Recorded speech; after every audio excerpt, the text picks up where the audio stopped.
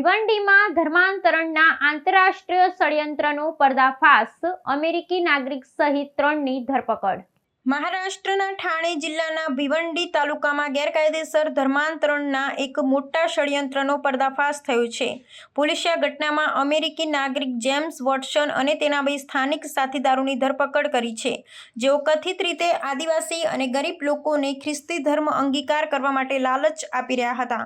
પોલીસના જણાવ્યા અનુસાર ભુઈસેત ચિમ્બીપાડા ગામમાં શુક્રવારના રોજ એક પ્રાર્થના સભાનું આયોજન કરવામાં આવ્યું હતું, જે આરોપીઓએ હિન્દુ ધર્મને અંધશ્રદ્ધા પર આધારિત ગણાવી લોકોને ધર્મ પરિવર્તન માટે ઉશ્કેર્યા હતા। સ્થાનિક નિવાસી રવિન્દ્ર ભુરકુટની ફરિયાદના આધારે આ કાર્યવાહી કરવામાં આવી હતી। ફરિયાદમાં જણાવ્યું છે કે આરોપીઓએ બીમારીનો ઇલાજ ઈસુ ખ્રિસ્તીની પ્રાર્થનાથી થવાનો દાવો કર્યો હતો અને 4 સગીર કન્યાઓના માથા પર હાથ મૂકી દિવ્ય શક્તિથી તેમને સાજા કરવાનો ઢોંગ કર્યો હતો।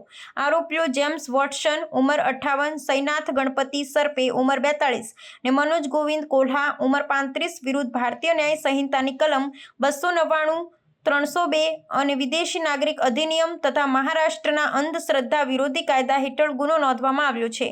તપાસમાં બહાર આવ્યું છે કે જેમ્સ વોટસન વ્યાપારિક વિઝા પર ભારત આવ્યો હતો ને તે તેનો દુરુપયોગ ધાર્મિક પ્રવૃત્તિઓ માટે કરી રહ્યો હતો। પોલીસે આ ષડયંત્રના મૂળ સુધી પહોંચવા માટે વધુ તપાસ કરી રહી છે।